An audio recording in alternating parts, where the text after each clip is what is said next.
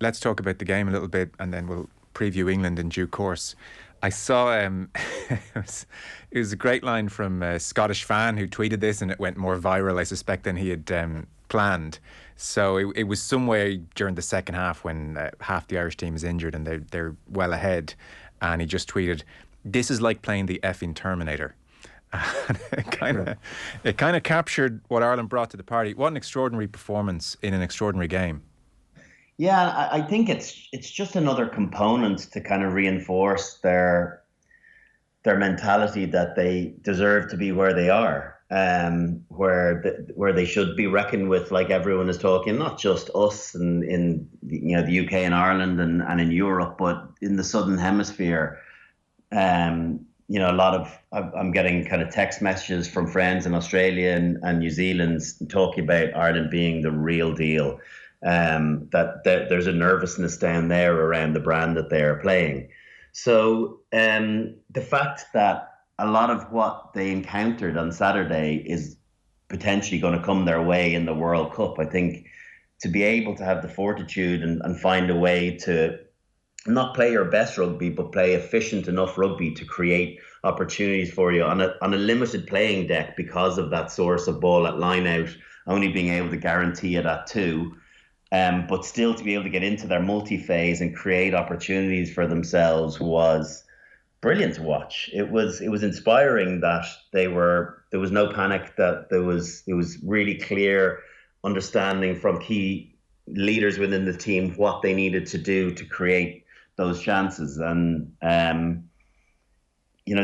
felt comfortable though. I was texting Luke Fitzgerald, throughout the game, and he was, nervous around it.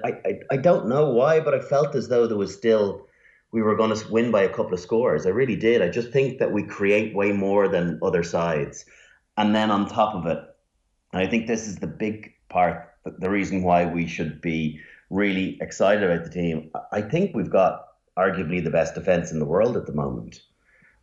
Springboks will have something to say about that as well. But I think if you look, and I did count out the tries conceded so far in this year's Six Nations, we are top of the tree with conceding 5. The next best is France at 10, Scotland 11, England and Wales 14, and Italy 18. Like twice as many by the second best team in the world, in France. Like that is outstanding defence against teams that threw everything at them. And I know England still have to come, but 5 tries in 4 games in Test match rugby, the way the game is being played now, is really exceptional. And this doesn't mean that they're not getting bust, but their scramble and their ability to get back in the point is really something.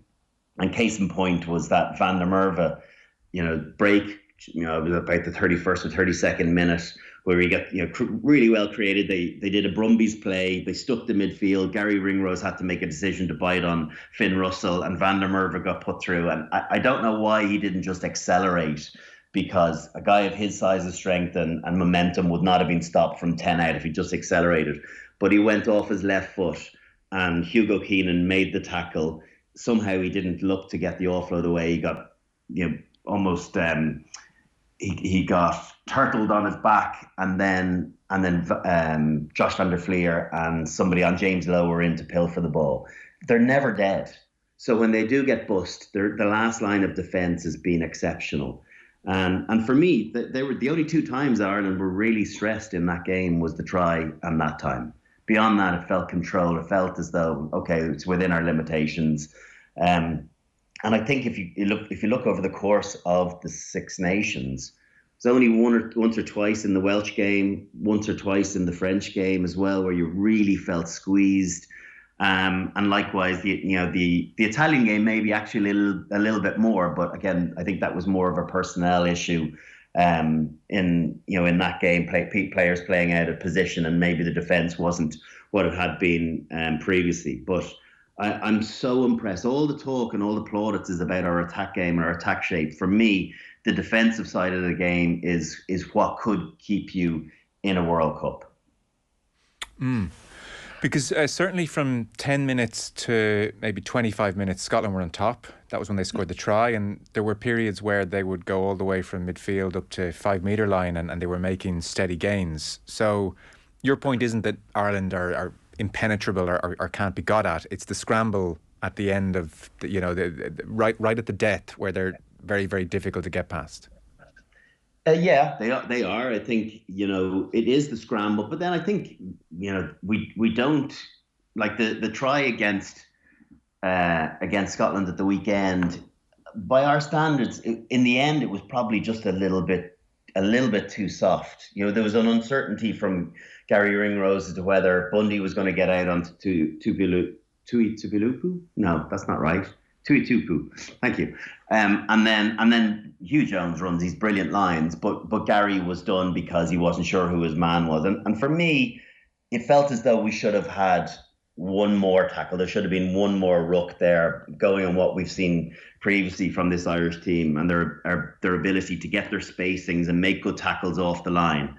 But beyond that, and the Van der Merwe break, felt very much in control. There was lots of misses, but what do the misses do? And we'll talk about the Gary Ringrose stuff, and his misses are all forcing the player back inside. He never misses them on the outside.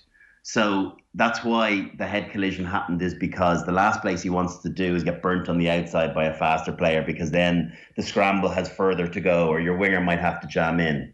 Whereas if he's able to put massive pressure and close the space on the outside, and they revert back inside, that's into the teeth of the scramble, and it also changes that point of attack and stutters it.